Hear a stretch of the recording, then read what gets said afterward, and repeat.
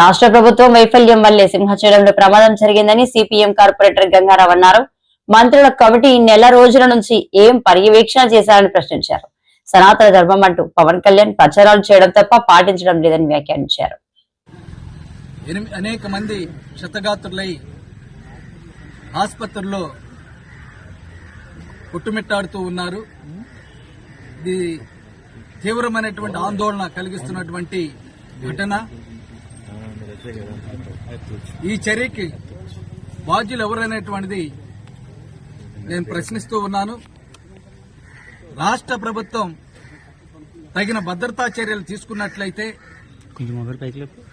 తగిన కట్టుదిట్టమైనటువంటి చర్యలు తీసుకున్నట్లయితే ఈ దుర్ఘటన జరిగుండేది కాదు. ఈ 7 ప్రాణాలు కోల్పోయే వాళ్ళం కాదు.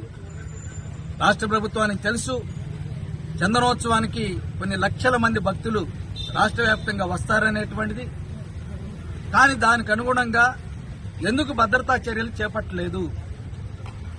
భక్తులు ప్రాణాలు కాపాడటానికి, వాళ్ళకి సౌకర్యాలు కల్పించడానికి అన్ని రకాలైనటువంటి చర్యలు ఎందుకు తీసుకోలేదనేటువంటిది రాష్ట్ర ముఖ్యమంత్రి చంద్రబాబు నాయుడు గారిని నేను అడుగుతూ ఉన్నాను. రాష్ట్ర ప్రభుత్వం యొక్క వైఫల్యం తీవ్రంగా కనిపిస్తూ ఉన్నది. ఇప్పుడు గోడ కూలిపోయింది, అదేమన్నా కొండ కాదే, క్యూ లైన్. భక్తులు దర్శనానికి వెళ్లేటటువంటి క్యూ లైన్ ఎలా కూలిందని నేను అడుగుతూ ఉన్నాను. ఈ ప్రభుత్వం వచ్చిన తర్వాత కట్టినటువంటి క్యూ లైన్ ఆ గోడ. వర్షం వచ్చిందంటున్నారు, వర్షం వచ్చింది, ఇది ఒక సాకు. విశాఖపట్నంలో ఎక్కడైనా ఒక చిన్న గోడ కూలిందా ఈ వర్షానికి నేను అడుగుతూ ఉన్నాను. సింహాచలంలోనే ఆ దేవస్థానం క్యూ లైన్ ఎందుకు కూలింది? విచారణ జరపండి. ఈ విచారణకు బాధ్యులుగా ఇప్పుడు ఎవరో ఒక అధికారిని బకరా చేసేసి వాడిని బాధ్యుని చేస్తున్నారు. ఇది తప్పు. మరి దేవాదాయ మంత్రి ఏమైంది? వారి మంత్రి ఏం చేశారు? అలాగే మంత్రులు కమిటీ చేశారు, వాళ్ళు ఎక్కడ సమీక్షలు చేశారు? అలాగే ఆ నియోజకవర్గం సంబంధించినటువంటి ఎంపీ, పార్లమెంట్ ఎంపీ భరత్ గారు ఎక్కడున్నారు?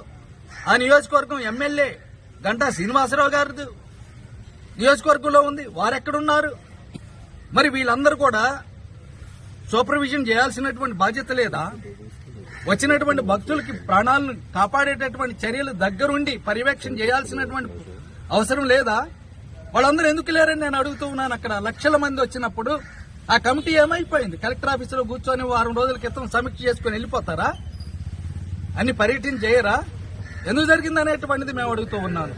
అందువల్ల ఈ బాధ్యత నిర్లక్ష్యం రాష్ట్ర ప్రభుత్వం అంది. మొన్నే చనిపోయారు తిరుమలలో. దాని యొక్క పర్యవసనాల్ని గమనంలో తీసుకొని ఇక్కడ ఆ చర్యలను చేపట్టినట్లయితే ఈ 7 చనిపోయేటటువంటి వాళ్ళు కాదు. కానీ అటువంటి చర్యలు కూడా ఏమాత్రం చేయట్లేదు. లెగిస్తే ఇప్పుడేమో దేవాలయాల్ని, హిందూ మతాన్ని, భక్తుల యొక్క మనోభావాలను తీసుకొని స్వార్థ రాజకీయాలను ఉపయోగించుకుంటున్నారు.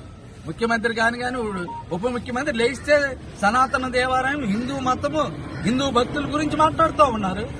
మరి వాళ్ళ యొక్క ప్రాణాలకి రక్షణ కల్పించేటటువంటి బాధ్యత మీకు ఎందుకు లేదు? చనిపోయినటువంటి వాళ్ళందరూ హిందువులే. మీ యొక్క నిర్లక్ష్యం వల్లనే హిందువులు చనిపోయారు. మరి మీ స్వార్థ రాజకీయాలు విస్మరించేసి మతాన్ని, దేవాలయాల్ని, భక్తుల మనోభావాల్ని స్వార్థ రాజకీయాలకు వినియోగించుకోకుండా ఉన్నట్లయితే ఈ ప్రమాదం జరిగి ఉండేటటువంటిది కాదు. మీ యొక్క తీవ్రమైనటువంటి నిర్లక్ష్య ధోరణి వల్లనే చోటు చేసుకుందనేటువంటిది సిపిఎం పార్టీకి మేము భావిస్తున్నాం. అందువల్ల ఈ చనిపోయినటువంటి ప్రతి కుటుంబాన్ని ₹1 కోటి నష్టపరిహారంగా ప్రభుత్వం వెంటనే చెల్లించాలి. ముఖ్యమంత్రి గారు ఇక్కడికి రావాలి, డిప్యూటీ ముఖ్యమంత్రి గారు విశాఖపట్నం రావాలి, తగిన సమాధానం చెప్పాలి. భవిష్యత్తులో ఈ దేవాలయాల్లో ఎటువంటి ఘటనలు జరగకుండా మాది బాధ్యత అనేటువంటి రాష్ట్రంలో ఉండేటటువంటి భక్తులకి హామీ ఇవ్వాలి. హామీ ఇవ్వకుండా గాలి కొదిలేసి ఇలాంటి జరిగినప్పుడేమో తీవ్రమైనటువంటి విచారం వెల్లబుచ్చేసి గాలి కొదిలేస్తున్నారు. మీది బాధ్యతారహితం. అందువల్ల తక్షణం మీరు ఇక్కడికి వచ్చి పరామర్శించాలి.